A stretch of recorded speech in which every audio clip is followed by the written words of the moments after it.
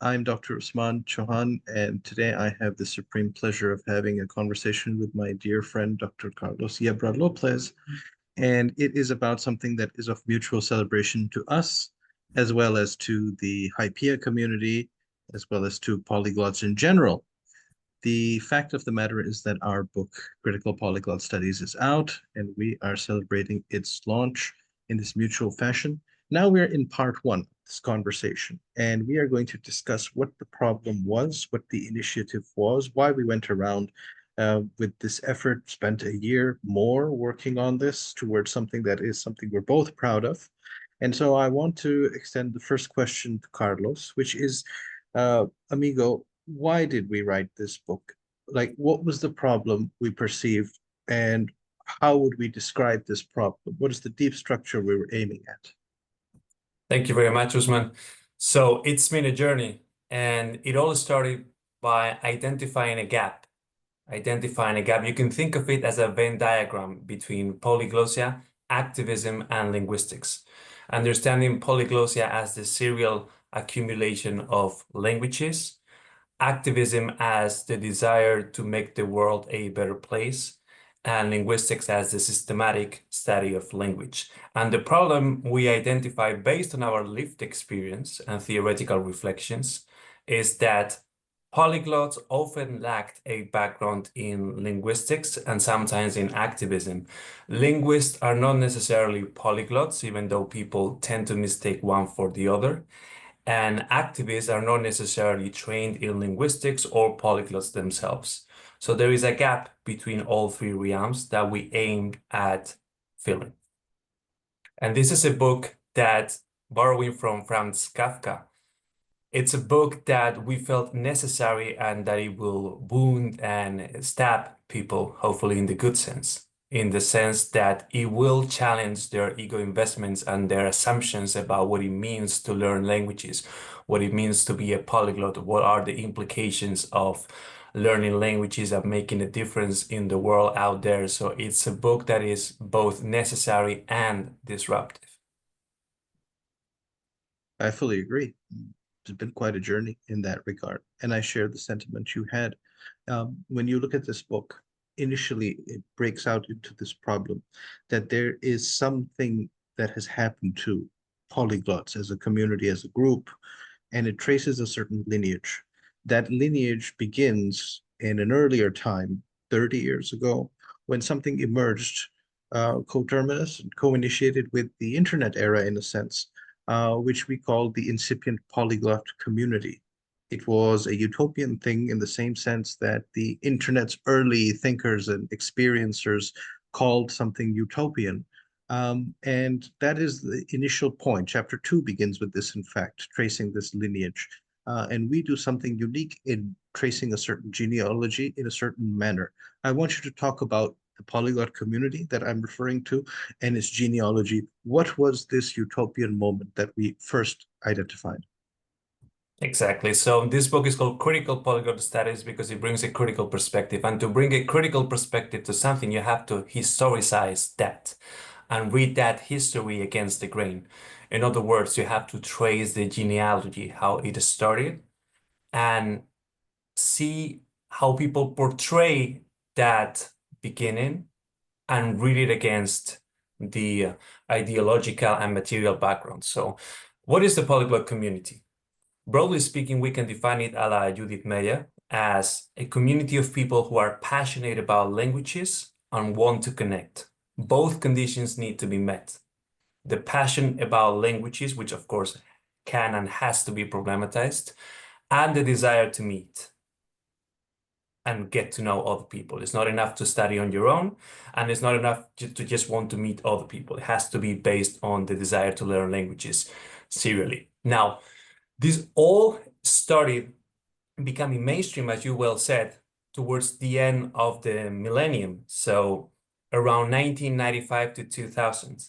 And back then in academia, it was still, and in society at large, it was still perceived as something obscure, even nerdy, that people will do on their spare time. It was a hobby. It did not have the reputation, the prestige, the glamour that it has acquired over time as of 2024. So as you well pointed out, the material conditions changed because of the internet. That was absolutely key. You no longer had isolated polyglots, but now they could connect to each other. And here the key figure is, of course, Richard Simcott, who during his studies in languages at the University of Hull in around 1995 was able to, thanks to his acquaintances in the computer science field, connect with other people who also wanted to learn languages serially on the internet. And that was the seminal moment of the polyglot community. So I would say that is the result of the convergence of two aspects. First, that material disruption of the internet, and then the hope that that brings.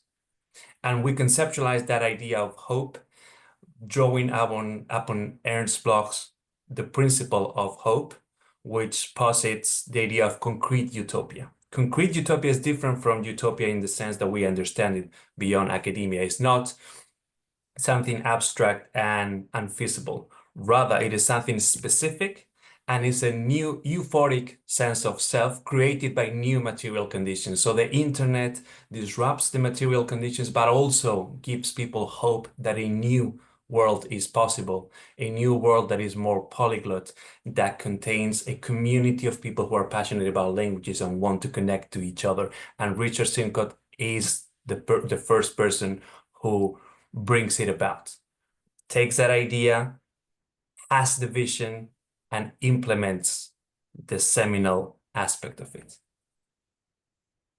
And if that's the beginning, we proceed with describing the features of that polyglot community, how it was a time of ebullience, how there was connectivity, how there was engagement among people, and what was foreshadowed to be a major leap rather than people studying in isolation. There was something about connectivity which you have identified. What other features of the initial polyglot community do we know and have written about in chapter 2 of our book? What did we say was so awesome about it and it's not there anymore? In a sense, when you begin something, because you haven't crystallized that idea into anything specific, everything is possible, right? So you have this, as I said, this euphoric sense of self that you can implement a number of possibilities. And as you implement some of them, this means that there is an opportunity cost. Other ideas and other possibilities do not get implemented or are prevented from ever being implemented, right? And so as time goes by and the internet becomes more and more commercialized and industrialized, so does the polyglot community as a community that spend part and parcel of its raison d'etre and time on the internet. Just as internet becomes commercialized, so did every community on the internet, as part of which the polyglot community as well. And that's what we develop in chapter 3, the partial overlap and transition into the polyglot industry. And this is a key idea because we do not argue that there was first the polyglot community and then the polyglot industry, and that's that. We argue that these aspects are always already in tension, even though the momentum has swayed in the direction of the polyglot industry. And as we understand it nowadays, the polyglot community is struggling to detach itself from the industrializing aspects of the polyglot language industrial complex. Absolutely. And this is the subtlety of the analysis because we say that both do exist simultaneously. There is a distinct break, but they aren't one supplanting entirely the other. Something new has come in its wake, and it's just something that you can trace in genealogy for polyglots alone. It is something that characterizes the online sphere, the politics, the economics, the society online everywhere to various degrees. We are identifying that in the specific instance of the polyglots. And what we come with is that there is something that has emerged around 2010-ish, and keep in mind internet evolution during that period as well, to something we call the polyglot industry. And you have spoken right now about the commercialization and industrialization of this, a certain commoditization, I might add. So there's something we live with today. This is like people waking up from a matrix and saying, oh, this world is really messed up. And that polyglot industry is enshrouded by a certain matrix. Let's talk first about this polyglot industry. What is this matrix's features? What do we live in right now? Yes, so in chapter 3, we talk about the polygon industry, and chapter 4 is the polygon matrix. These are the two central chapters, I would say. Chapter 2 about the polyglot community and its origin can be understood as a preface to chapters 3 and 4. Chapter 3 is going to be available open access, which means that people can read it for free. And what is the difference? We argued that the polyglot industry and the polyglot matrix work in a mutually reinforcing fashion. Now, first, the polyglot industry is the ensemble of 4 sectors, and these sectors reinforce each other. These are the social media platforms, the polyglot gatherings and meetings, language learning applications, and print media. And from the interaction of all of these sectors, the polyglot industry emerges as more than the sum of its individual parts. And then you have the polyglot matrix, which is the ideological reflection and reinforcement of that polyglot industry. And let's save that for our next conversation. But the idea is very much, you can feel the analogy for those who have seen the Matrix and who have experienced the evolution of the internet.